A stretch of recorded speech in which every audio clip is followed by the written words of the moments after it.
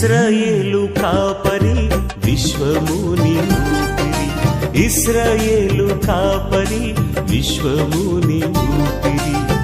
పరలోక సారథి ప్రభునా వారధి, పరలోక సారథి ప్రభునా వారధి, యేసు నా రథ సారథి, నా హృదయ కాపరి. ఇశ్రాయేలు కాపరి విశ్వముని ఊపిరి, ఇశ్రాయేలు కాపరి విశ్వముని ఊపిరి.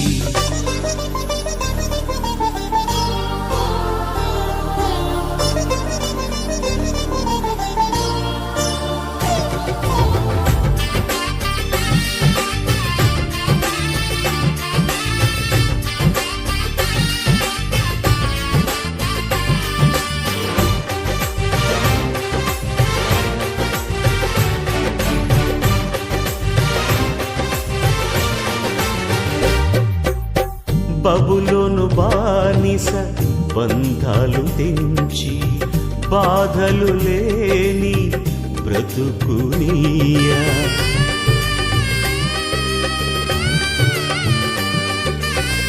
బబులోను బానిస బంధాలు తెంచి, బాధలు లేని బ్రతుకునియా.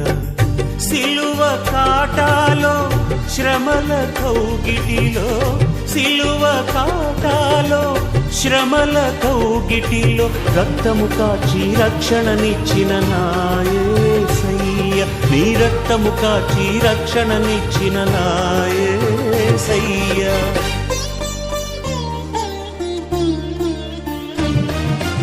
ఇశ్రాయేలు కాపరి విశ్వముని ఊపిరి, ఇశ్రాయేలు కాపరి విశ్వముని ఊపిరి.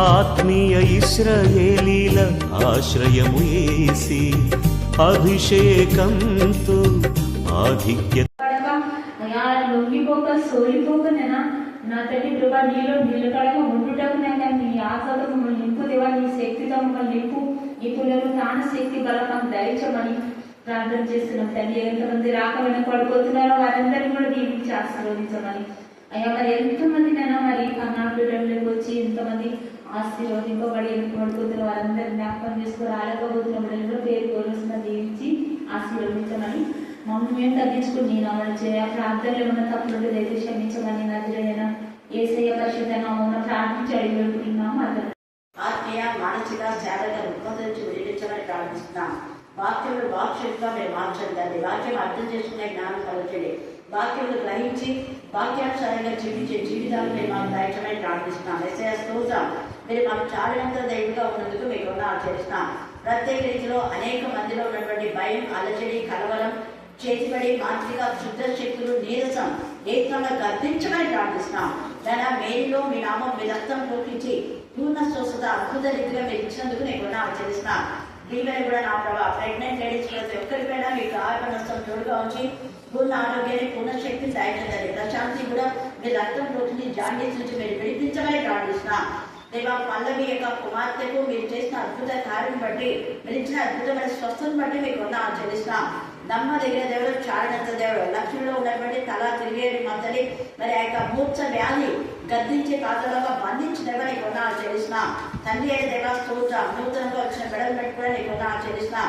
దేవా నీ చరిత్రలో నా చిన్న కుమారుని మీ జ్ఞాపకం చేసుకుని మీ జ్ఞానాత్మతో మీరు నింపమని ప్రార్థిస్తున్నాయి. స్తోత్రం దేవా, మీరు ఆత్మలో ప్రేరేపింప చేసి నడిపించిన ప్రతి బిడ్డను బట్టి వీరిని బట్టి వీరి కుటుంబాన్ని మీరు ఆస్వాదించొద్దని, వీరి కుటుంబాన్ని మీరు వెలుగుతో నింపడే, వారి కుటుంబంలో చీకటికి లేదు దయపరచమని ప్రార్థిస్తున్నాం.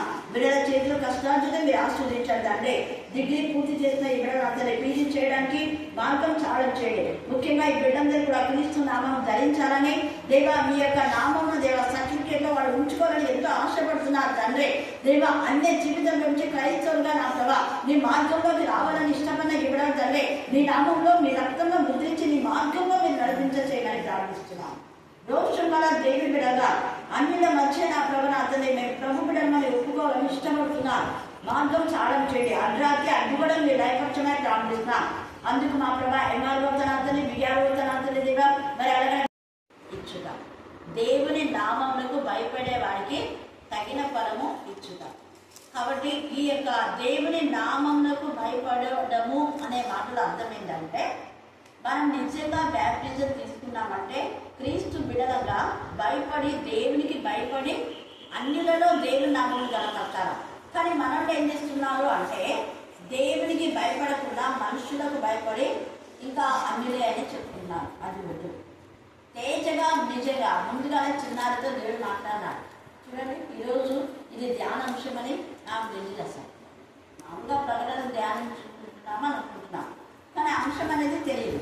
అయితే దేవుని నామమునకు భయపడే వాళ్ళు ఎవరు అంటే, ఆయన నామంలో ముద్రించబడిన వాళ్ళు, క్రీస్తు రక్తంలో కడగబడిన వాళ్ళు, క్రీస్తు రక్తంలో కొనబడిన వాళ్ళు, ఆయనకు ఇష్టమైనటువంటి బిడ్డలే. ఆయనకు ఇష్టమైన బిడ్డలు, దేవుడు పంపిన బిడ్డలకు ఎవరికైనా హాని చేస్తే దేవుడిని కోరు.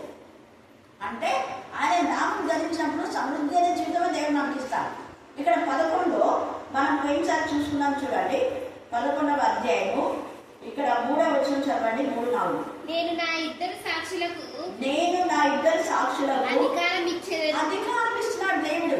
ఎందుకు అధికారం ఇచ్చినాడు అంటే ఆయన నామముకు భయపడుతున్నారు కాబట్టి. చూసారా, ఒక్కటి దేవుని నామముకు భయపడే వాళ్ళకు అధికారం ఇస్తాడు దేవుడు.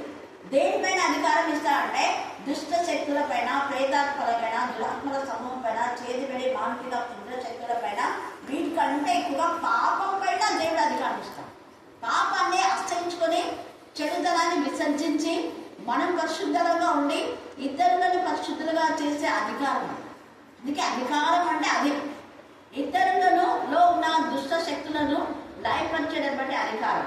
పాపం చేసే వాళ్ళ ఉన్న పాపం యొక్క శక్తులను, లేకపోతే అపవాది సంబంధులను వాళ్ళను జయించేటటువంటి శక్తిని దేవుడు తన పిల్లలకు ఇస్తాడు. అందుకే ఇక్కడ మనం ప్రభు సాక్షులుగా అంటే ఆయన నామము ఎవరైతే ఉంటుందో వాళ్ళు ఖచ్చితంగా ప్రభు సాక్షులుగా ఉంటారు. ప్రభు సాక్షులుగా సాక్ష్యం ఇచ్చినప్పుడు ఇతరులకు మనకు హాని చేయడానికి వస్తే దేవుడు అసలు ఊరుకోడు. వీళ్ళకి అధికారం ఇచ్చి, ఇంకా ఇక్కడంతా మీరు తర్వాత మనం విన్నాను కాబట్టి మళ్ళీ నేను దాన్ని రిపీట్ చేయడం లేదు. వాళ్ళ యొక్క నోటి నుంచి అగ్ని వస్తుందంట. వీళ్ళకి ఎవరైనా హాని చేస్తే దేవుడు విమర్శించేది కూడా మనం చూస్తాం. అయితే ముఖ్యంగా వీళ్ళు ఒలీవ చెట్లు దీపస్తంభములై ఉన్నారు అని మనం చూస్తున్నాం. అంటే దేవుని నామమునకు భయపడే వాడిని దేవునితో ఉండనిస్తాం, దేవుని దగ్గర. అందుకే అక్కడ చూడము నా అరచేత మీద నేను నిన్నేం చేసిన చూస్తున్నా నేను అంటే ఆయన చెయ్యి ఎప్పుడు ఆయన దగ్గర ఉంది. ఎల్లప్పుడూ మన యొక్క ఉనికిని మనం లేచింది పడుకునే వరకు మన పరిస్థితి అంతా కూడా సీసీ కెమెరాలో ఉన్నట్టుగా తండ్రి చేతిలో కనబడుతున్నాయి. మనకు హాని చేయడానికి వస్తే ఆయన ఊరుకోడు. అందుకని ఇక్కడ ఒలీవ చెట్లు దీపస్తంభములు వాళ్ళు దేవుడి యొక్క ఎదుట నిలుచుచున్న వాళ్ళుగా ఉన్నారు అన్నాడు. ఇది లేఖన భాగాన్ని జకర్యాలో కూడా మనం ప్రకటన చదివేటప్పుడు ఎప్పుడు కూడా జకర్యా, దానియేలు, యెహెజ్కేలు చదివితే మనకు లేఖనాలు బాగా అర్థమవుతాయి. ఈ ఒలీవ చెట్టు దీపస్తంభంలో ఎవరు అనేది అక్కడ కూడా రాయబడింది. యెహెజ్కేలు 4వ అధ్యాయంలో తేజగా ఈ మాట మన 4వ అధ్యాయం అంతా మీరు చదువుకోండి. ప్రస్తుతము 4వ అధ్యాయం 6వ వచనం చదవండి. జకర్యా 4:6 ఆదిరములు గడిచిన తర్వాత కుడి ప్రక్కను పండుకొని ఉండి మీరు ఏ చూస్తున్నాం? జకర్యా. అప్పుడు అతడు నాతో ఇట్లా అనెను, జెరుబ్బాబెలునకు ప్రత్యక్షమగు యెహోవా వాక్కు ఇదే. శక్తి చేతనైనను అదే శక్తి చేతనైనను బలము చేతనైనను కాక, శక్తి చేత బలము చేతను కాక నా ఆత్మ చేతనే జరుగుతాయి. అంటే దేవుని ఆత్మ దేవుని అధికారం పొందిన వాళ్ళలో ఉంటుంది. అర్థమైంది. అక్కడ అధికారం ఇస్తున్నా అంటే దేవుని ఆత్మను మనలో ఉంచి దేవుని కార్యాలు చేసే శక్తి దేవుడు మనకిస్తాడు. మన శక్తి, మన బలం, మన యుక్తులు కాదు. అక్కడ ఏసే నామంలో మనం ధరించామంటే ఆ నామంలోనే దేవుడు అద్భుతాలు చేస్తాడన్న విషయం ఇక్కడ మాట్లాడుతున్నాడు. తర్వాత 14వ వచనం చదవండి. 4:14. ఇద్దరు సర్వలోక యెహోవా యొద్ద నిలవబడుచు తైలము పోయి వారై ఉన్నారని. అది ఒలీవ చెట్టు అభిషేకానికి గుర్తు. వీళ్ళు ఒలీవ చెట్టులాగా ఉన్నారు, దీపస్తంభంలో ఉన్నారు. వీళ్ళు ఈ ఇద్దరు దేవుని ఎదుట సర్వలోక నాజు ఎదుట నిలబడేవారు అని ఎక్కడ రాయబడింది. ఇక్కడ కూడా వీరు భూలోకమునకు ప్రభువైన వాని ఎదుట నిలుచుచున్న 2 ఒలీవ చెట్లు దీపస్తంభంలో. 2 ఒలీవ చెట్లు దీపస్తంభం. ఈ సాక్షులు ఎవరు అంటే ఎవరైనా కానీ దేవుడు పంపినటువంటి సాక్షులు. అక్కడ ఒలీవ చెట్లు దీపస్తంభంలో ఎవరు అంటే యెహోజాదాకు కుమారుడైనటువంటి, అక్కడ మనం చూస్తే యెహోషువ, ప్రధాన యాజకులకు యెహోషువ. హల్లెలూయా, హల్లెలూయా, హల్లెలూయా. తర్వాత జెరుబ్బాబెల్ని అడ్డగించడానికి నీవెవరు, చంద్రభూమి అవుతా అంటాడు. జెరుబ్బాబెల్ని కూడా దేవుడు ఏర్పాటు చేసుకున్నాడు. కాబట్టి ఈ యొక్క రాత్రి కాల సమయంలో దేవుని నామంలో మనం ఉన్నామంటే, ఆయన నామానికి భయపడుతున్నామంటే, ఆయన ఆత్మను మనలో ఉంచి ఆయన మన పక్షంగా అనేకమైన అద్భుత కార్యాలు చేస్తాడన్న విషయాన్ని జెకర్యా 4వ అధ్యాయము 5వ అధ్యాయంలో కూడా మనం చదివితే తేటగా ఈ మాట రాయబడింది అన్నమాట. 3, 4, 5 వచ్చారు. మీరు తర్వాత జెకర్యా ఇంటికి వెళ్ళిన తర్వాత చదువుకోండి. ఇప్పుడు మనం చదివిన లేఖన భాగం ప్రకారం చూస్తే 7వ దూత దూర వదిలినప్పుడు పరలోకం మీద ఏం జరిగిందంట? గొప్ప, కొంచెం కాదు, గొప్ప శబ్దములు పుట్టాను. ఆ శబ్దములు ఈ లోక రాజ్యం మన ప్రభు రాజ్యములు, ఆయన క్రీస్తు రాజ్యం. ఆయన ఈ లోక రాజ్యము మన ప్రభు రాజ్యం, క్రీస్తు రాజ్యం అయింది. ఎందుకైందంటే ఈ లోకాధికారి ఇది నా రాజ్యము, నా ఇష్టం అని బలత్కారంతో దేవుడి పిల్లలను బాధ పెట్టారు. పైన మనం చూసుకున్నాం. ఈ ఇద్దరు సాక్షులు భూనివాసులకు వాళ్ళు చేసిన తప్పిదాన్ని తెలియచేసినందుకు వాళ్ళని ఏం చేస్తారు? ఇద్దరు సాక్షులను వాళ్ళు చంపేస్తారు.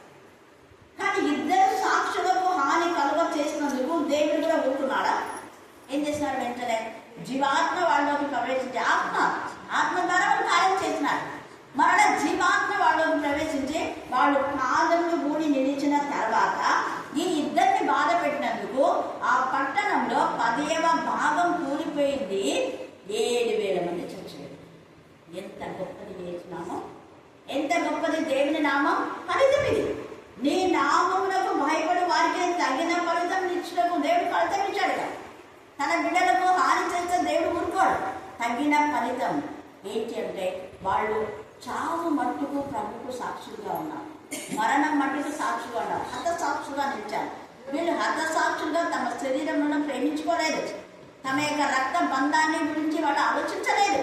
మరణములకు తెగించి వాళ్ళు మరణించినా పర్వాలేదు, ప్రభువు ప్రకటించాలి అని సమర్పించుకున్నారు. కాబట్టి మరి ప్రాణాత్మ దేహంలో ప్రభువు సమర్పించినందువలన ఇక్కడ దేవుని సముఖం ముందు ఇద్దరు సాక్షులు ఒలీవ చెట్లు దీపస్తంభాలై తైలం పోయి వారే చేశారు. వాళ్ళ పనికి ఫలితం. హల్లెలూయా, హల్లెలూయా, హల్లెలూయా. అందుకే వాళ్ళు గోనెపట్ట ధరించుకోవడం కూడా దేవుడు కొందరికి కొన్ని ఆలోచనలు ఇస్తాడు. అక్కడ యోహాన్ అయితే ఒంటె రుమాలు ధరించుకున్నాడు. అది కూడా మనం చెప్పుకున్నాం. ఎందుకు ఒంటె రుమాలు ధరించుకున్నాడు? వీళ్ళు గోనెపట్ట ధరించుకున్నారు. వీళ్ళు కూడా గోనెపట్ట ఎందుకు ధరించుకున్నారని గోనెపట్ట గురించి కూడా మనం పోయిన లేఖన భాగంలో చూసుకున్నాం. కాబట్టి ఈ యొక్క రాత్రి కాల సమయంలో దేవుడికి నువ్వు భయపడితే నీ పక్షంగా దేవుడు యుద్ధం చేస్తాడు. ఇర్మియా కూడా 20వ అధ్యాయంలో ఇర్మియా 1-2 వచనాల్లో ఇర్మియాను చెంపకేసి పోతే దేవుడు ఊరుకున్నాడా? సిద్కియా కుటుంబాన్ని ఎంత బాధ పెట్టారు. ఇర్మియాను బాధ పెట్టిన వాళ్ళని యాజకులను ఎవరు బాధ పెట్టినారు? వారందరికీ 21వ అధ్యాయంలో శోధన వచ్చింది, ప్రేమ, వేదన, రోదన వచ్చింది. చూసారా? ఫలితం. దేవుని పిల్లలు దేవుని కోసం జీవిస్తే ఈ యొక్క ఇర్మియా తన యొక్క వాళ్ళ కోసం దెబ్బలు తినలేదు. దేవుని నామమును ప్రకటించినందుకు, ఉన్నది ఉన్నట్టుగా చెప్పినందుకు, వాళ్ళ తప్పిదాలు బయట పెట్టినందుకు ఇర్మియాను కొట్టారు. ఇర్మియా సహించాడు. కానీ దేవుడు కూడా రోషం వల్ల దేవుడు వాళ్ళకు తగిన ప్రతీకారం ఇచ్చి దేవుడే వారి పక్షంగా యుద్ధం చేసి వాళ్ళను వాళ్ళ యొక్క మరి శిక్షించినట్టుగా మనం చూస్తున్నాం. అగ్ని రగులు పెట్టేది కూడా ఇవన్నీ ఉన్నాయి, చదువుకోండి. అవన్నీ వద్దు మనకి. ఇక్కడ ఈ లోక రాజ్యము మన ప్రభు రాజ్యము, ఆయన క్రీస్తు రాజ్యం, ఆయన యుగ వరకు ఏనునని. కొంతకాలమే వీళ్ళ యొక్క పని బలత్కారంతో వీళ్ళు చేశారు. ఎందుకంటే ఈ బలత్కారంలో ప్రపంచమంతా చెదిరిపోయినారు. ఇలాగ ఇద్దరు సాక్షులు వాళ్ళకి ఎవరు ఎంత ముందు లేరు అనే బలత్కారంతో వీళ్ళని బాధ పెట్టారు. మనం ఆది కాండంలో కూడా 6వ అధ్యాయంలో చూస్తే అక్కడ నెఫీరులు అనేవాళ్ళు ఉన్నారు, బలత్కారులు. ఈ నెఫీరులు ఎవరనే మన మీద పడుతుంటారు అందరు, ఎవరబ్బా ఎక్కడ నుంచి వచ్చిన నెఫీరులు బలత్కారులు అంటే వాళ్ళు అజ్ఞానవాకులు, దుర్గకాయులు, అనాకీలు. సంఖ్యాకాండంలో తేజగా ఆ మాట రాయబడింది 13వ అధ్యాయంలో. వాళ్ళు ఆ యొక్క మరి కనాను దేశంను వేగు చూడడానికి పంపిస్తే ఆ కనానీయులలో ఒక తెగ చెందిన వాళ్ళే అనాకీయులు. ఈ అనాకీయులు దృఢమైన దేహం కలిగినటువంటి ఈ అనాయకులకు చెందిన వాడే ఈ యొక్క గొల్యాత్. అనాకీ వంశస్థుడే గొల్యాత్ కూడా. హామాను కూడా అలాంటి వాడే. వీళ్ళంతా బలత్కారులు. అలాగనే చెప్పాలనుకుంటే కయ్యూని యొక్క సంతతి, దేవుని సంతతి, దేవుని కుమారుడు నరుల కుమార్తెలతో వెళ్ళినప్పుడు వాళ్ళు ఎవరైతే పుట్టారో వాళ్ళు నెఫీలులు అని చెప్పబడింది, వాళ్ళు బలత్కారులు అని చెప్పబడింది. నరుల కుమార్తెలు చక్కని వారని దేవుని కుమారులు వాళ్ళు వివాహం చేసుకున్నారంటే దేవుని కుమారుడు అంటే ఆదాము సంతతి. నరుల కుమారుడు అంటే కయ్యూని సంతతి. కయ్యూను బలత్కారంతో బలవంతంగా వాళ్ళు తమ్ముని చంపారు. ఈ బలత్కారులు ఎప్పుడు నాశనం చేయడానికే ఉంటారు వాళ్ళు. ఈ అపవాది సాతాను ఎందుకు వస్తా అంటే దొంగతనము, హత్య, నాశనం చేయడం. వాళ్ళు మనం దేనికి రాడు. ఆ అపవాది సర్ప సంతతి యొక్క లక్షణాలు ఇవి. సర్ప సంతానము ఎలాగ ఉంటారు అంటే ఇలాగనే అనమాట, అనాకీయులాగా బలత్కారులు. అనవసరమైన వాటిలో దేవుడి ప్రజలు బాధ పెట్టేవాళ్ళు అనాకీయులు. ఫిలిస్తీన్లకు వాళ్ళు ఏం చేయకపోయినా గొలియాతు ఎంతగా ఇష్టాన్ని బాధ పెట్టడానికి 40 రోజులు వాళ్ళని ఎంతగా బాధ పెట్టి మానసికంగా మాట్లాడినారు. దావీదుకు రోషం వచ్చింది. అలాంటి బలత్కారుడైన ఆ వ్యక్తిని చంపేశాడు దేవుడి శక్తితో. అందుకే మన ప్రభు రాజ్యం కొంతవరకే మన రాజ్యం ఇలా వాడి పెత్తనాలు వాడు చలానం చేసే కొంతవరకే. కానీ యేసు నామంలో ఉన్న వాళ్ళకి ఎప్పుడు ఇక్కడ ఆయన ఆధిక్యత ఇస్తారు, ఫలితం ఇస్తారు, వాళ్ళకి ఎప్పుడు విజయం ఇస్తారు. అందుకే ప్రభు రాజ్యం అంటాడు. ఆయన క్రీస్తు రాజ్యం, క్రీస్తు రాజ్యము ఆయన యుగములకు ఏలినని. యుగాలు ఒక్క యుగాలు కాదు. వీళ్ళు మహా అంటే 100 సంవత్సరాల కంటే ఎక్కువ. ఈ 100 సంవత్సరాలు వాళ్ళ పన్నాగాలు వాళ్ళ యొక్క ప్రతాపాలు సూచిస్తున్నారు. కానీ ఆ 100 సంవత్సరాల్లో మానవుల యొక్క ఆయుష్ 100 సంవత్సరాలు ఇప్పుడు అంతే. మహా అంటే 120 కూడా అనుకోవచ్చు అండి. ఆ 120 సంవత్సరాల్లో దేవుని పిల్లలు ఎంత బాధపడతారో అంత నాశనానికి పోతారు. ఇక్కడే ఉంది ప్రకటన గ్రంథంలో 18వ అధ్యాయంలో, ప్రవక్తలకును పరిశుద్ధులకును నీ నామమునకు భయపడు వారికి తగిన ఫలం నిచ్చుటకును గొప్పవారేమి కొద్దివారేమి భూమి నశింప చేయమని ఏం చేస్తాడ? నశింపజేస్తా. భూమిని నశింప చేయడం అంటే దేవుని యొక్క సృష్టికి ఆనందం చేసిన దేవుని పిల్లల నామం పేట ఉన్న వాళ్ళని బాధ పెట్టినా కూడా వీళ్ళకి నాశనమైందా? ఇక్కడ అంతా నాశనం వచ్చింది కదా. 7,000 మంది చచ్చారు. ఆ 7,000 మంది వీళ్ళ ఈ ఇద్దరి సాక్షులను చంపాలి అని దుష్టుల సాంగత్యం. ఒక్కరికి చెడ్డ ఆలోచన వచ్చింది. ఆ చెడ్డ ఆలోచన 7,000 మందిలో పురుగులాగా కాకపోయింది. ఆ 7,000 మంది అంటే నాకు తెలిసి ఒకవేళ ఒక 70 మంది అనుకున్నాం అనుకోండి. 70 మంది వంశంలో 7,000 మంది. ఏ వంశమైతే దేవుని పిల్లలకు హాని చేస్తే వంశం సహా దేవుని నాశనం చేస్తారు. హామాను చేసినటువంటి పనికి హామానుకి ఎవరైతే సపోర్ట్ చేశారో వాళ్ళందరూ గురి తీయమన్నారు. తప్పుడు ఆలోచన వచ్చింది హామానుకే. దాన్ని సపోర్ట్ చేసింది వాళ్ళ భార్య. ఇంకెంతమంది సపోర్ట్గా ఉన్నారో వాళ్ళందరికీ నాశనం వచ్చేసింది. అంతే. ఈ రాత్రి కాల సమయంలో మనం దేవుని నామంలో ఉన్న వాళ్ళకు సపోర్ట్గా ఉన్నాం. పరిశుద్ధులతో కలిసి మనం దేవుని కనపరచాలి. అప్పుడు మనం నశించాం. ఎప్పుడు నశించామంటే యుగాలు నాశనం ఉండదు. ఇక్కడ కొంత బాధ ఉన్నా పర్వాలేదు. యుగములు ఆయన రాజ్యంలో ఆయన అందరూ దేవుడి ఎదుట సింహాసనాశులకు ఆ 24 పెద్దలు సాష్టాంగపడి, మన పెద్దలు సాష్టాంగపడుతున్నారా? సాష్టాంగపడి దేవునికి నమస్కారం చేసి వర్తమాన భూత కాలములలో ఉండు దేవుడు అయిన ప్రభు. అదే వర్తమాన భూత భవిష్యత్ కాలం ఉండే దేవుడు మన దేవుడు. ఆయన భయపడడం ఎప్పుడుండే ఈ అపవాది కాదు. వీడు ఇంతవరకే, తర్వాత ఉన్నాడు. వాడి తర్వాత నాశనం అనే భూతులు వెళ్ళిపోతాడు. అందుకనే వర్తమాన భూత కాలంలో ఉండు దేవుడైన ప్రభు సర్వాధికారి, నీవు నీ మహాబలను స్వీకరించి ఏడ్చున్నావు కనుక మేము నీకు కృతజ్ఞత చెల్లించున్నాం. జనములు కోపగించినందున నీకు కోపం వచ్చింది. దేవునికి ఎందుకు కోపం వచ్చిందంటే జనులు కోపగించి వీళ్ళని ఇద్దరు సాక్షులు బాధపడ్డారు. అందుకు దేవుడు కోపం వచ్చి రచించలేదు. వాళ్ళ పాప వాళ్ళే పడుతుంది. దేవుని పిల్లల పైన దేవుని పిల్లలు దేవుడు చెప్పమన్న ప్రవచనం చెప్తారు. దేవుడు చెప్పమని చెప్తారు. ఏ కొలత కొలిస్తే అదే కొలత నీకు కొలుస్తుంది. లంచం తీసుకుంటే అది మహాపాపము, విగ్రహారాధన దేవుడికి విరోధమైన వ్యభిచారము. కాబట్టి అలా ఉండొద్దండి. హిందూ అనేటటువంటి ఆ పొగలో మనం చెందిన వాళ్ళం కదా, మనం క్రీస్తుకు చెందిన వాళ్ళము అని మంచి చెప్తే వీళ్ళు ఏం చేస్తున్నారు? మంచి చెప్పినందుకు బాధపడినారు. బాధపడినందుకు రక్షించవచ్చు. అదే అందుకే మేము నీ కృతజ్ఞత చెల్లించుకున్నాం. జనములు కోపగించినందున నీ కోపం వచ్చను.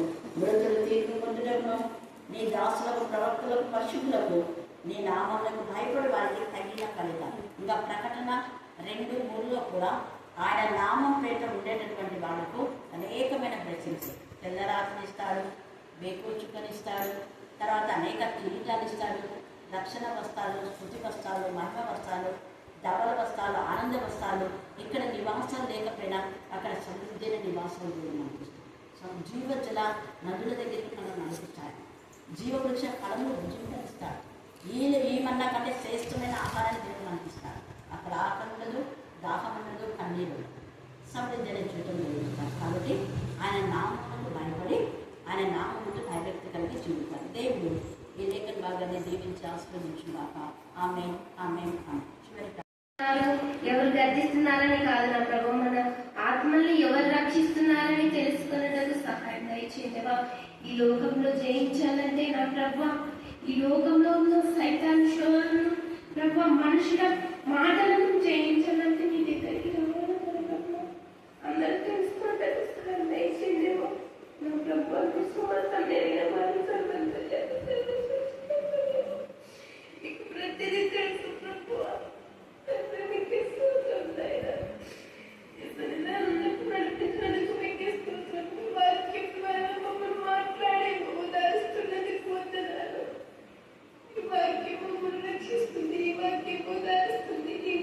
సంతోషమిస్తుంది తండ్రి. నీ మాటలు కర్తింపనిస్తాయి, ప్రేమనిస్తాయి, సమాధానం ఇస్తాయి.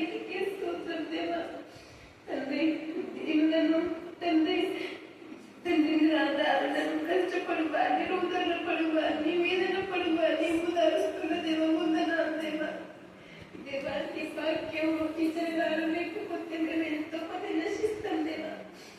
టీచర్ గారు నన్ను నీవు ఏర్పరచుకున్న పీటని బట్టి నీకే సూత్రం దేవా, నీకే సూత్రం అయినా తండ్రి, నీకే స్థుతి, నీకే స్థుతి, నీకే సూత్రం అయినా. నీ నామంలో ఉన్న బిడ్డలు ప్రతి ఒక్క బిడ్డని మీరు రక్షిస్తున్నారు, ప్రతిఫలం ఇస్తున్నారు, ఓదారుస్తున్నారు, ప్రతిదీ సహాయం చేస్తున్నారు. వందనాలు దేవా తండ్రి. నీ అందు భయభక్తులు లేని వారికి నీ అందు భయభక్తులు కలుగ చేయండి.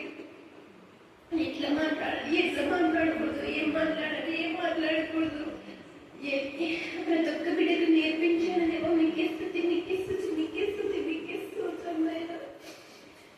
సమస్తమైన వారు సర్వంతర్యాలు, సర్వ సృష్టికర్త తండ్రి, సూటిగా సమీపంగా స్పష్టంగా మాట్లాడిన దేవుడు తండ్రి. ప్రతి ఒక్క బిడ్డ గ్రహించి ఎదుటకు సహాయం చేయించిందేమో. ప్రతి ఒక్క తల్లిదండ్రులకు కూడా పిల్లలు ఎలా పెంచాలో నేర్పించండి దేవా. ప్రతి భార్య భర్తలు తండ్రి తమ కుటుంబం తెలివితో కట్టుకోవడానికి సహాయం చేయించండి. తగ్గింపులను తగ్గింపంతం తగ్గిన స్వభావం దయచేయండి. శాంతి సమాధానంతో విశ్వాసం పొందయించండి. ఏమైనా తప్పుగా నడిచినే, తప్పుగా మాట్లాడి, తప్పుగా ప్రవర్తించి క్షమించండి దేవా, క్షమించండి దేవా. మనుషులపై రూపం చూస్తే మీరు హృదయంలో చూస్తే దేవుడు తండ్రి. మీకే స్థుతి, మీకే స్థుతి, మీకే స్తోత్రం అయినా తండ్రి. మా ఆత్మని మీరు రక్షిస్తున్న దేవుడు నా తండ్రి. తండ్రి మీరు మా ఆత్మలకి తోడుండే దేవుడు, పరిశుద్ధాత్మని నడిపించే దేవుడు. మీకే స్థుతి, మీకే స్థుతి, మీకే స్తోత్రం ఆయన. బాధపరిచే బిడ్డలు ఈ లోకంలో ఉన్నారు కాబట్టి తండ్రి, అమ్మావి నా తండ్రి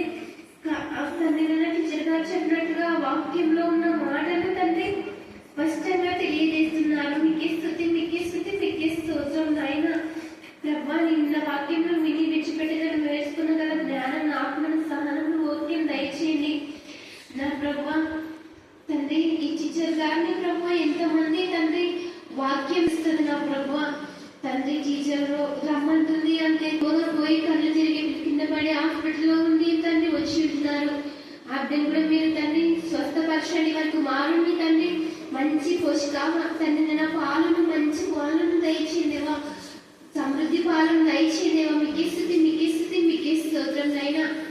మంచి ఆరోగ్యం దయచేయబడుతున్నాను నా ప్రభా నా తండ్రి. ప్రతి ఒక్క సనబిడతలకు తండ్రి ప్రశాంతి కూడా మంచి సుఖమైన సుఖమైన దయచేయమని అడిగి గొప్పదిన్నా మా ప్రభు తండ్రి. ఆమేన్ ఆమేన్. అధిపతిగా దేవా మీకే వందనాలు, కోటి వందనాలు దేవా. తండ్రి నా కుటుంబం రోగాలతో సతమతం అవుతుంది. గత 3 డేస్గా మనశ్శాంతి లేదు. ఇంట్లో గొడవలు రోగాలు స్కూల్లో టెన్షన్స్, అస్సలు బిజీ బిజీ లైఫ్లో దేవుని కూడా మర్చిపోయేంతగా ఉన్నాం తండ్రి. క్షమించు తండ్రి, నిన్ను మర్చింటే మమ్మల్ని క్షమించు తండ్రి. నా చిన్న కూతురికి ఆరోగ్యం బాగాలేదు, అలాగే నా పెద్ద కూతురు కూడా స్టార్ట్ అయింది. ఈ వైరల్ ఫీవర్ నుండి, వైరస్ నుంచి, జాండీస్ నుంచి నువ్వు వినిపిస్తావని నమ్ముతున్నాను తండ్రి. అందుకే నీకు స్తోత్రం తెలియజేస్తున్నాను తండ్రి. అలాగే నేను భారీ కళ, భయంకరమైన కళలను వినిపించినందుకు నీకు కోటి లక్షలాది లక్షణాలు వందనాలు తండ్రి. ఈ కరుణాపీఠంకి రాక దగ్గర 4 నెలలు 3 నెలలు అవుతుంది. ఇక్కడ అడుగు పెట్టాను. ఈ రోజుతో నా చిన్న పాపకు ఎటువంటి రోగం ఉండదు, తగ్గుతుందని నేను నమ్ముతున్నాను తండ్రి. అలాగే నాకు కూడా థ్రోట్ ఇన్ఫెక్షన్, అలాగే గొంతు ఇన్ఫెక్షన్ ఉంది. స్కూల్లో చెప్పలేకపోతున్నా. ఇన్ఫెక్షన్ కూడా తగ్గిస్తామని, మనశ్శాంతిగా నిద్రిస్తామని కోరుకుంటున్నాను తండ్రి. ఇవన్నీ నాకు చేస్తున్నామని నీకు ముందే స్థుతులు స్తోత్రం చెల్లిస్తున్నాను తండ్రి. అలాగే నా బిడ్డలైతే జ్వరం తగ్గిస్తున్నామని కోరుకుంటున్నాను తండ్రి. అలాగే గ్రామ వాలంటీ జాబ్ రావాలని కోరుకుంటున్నాను. నువ్వు ఇస్తున్నావు నమ్ముతున్నాను తండ్రి.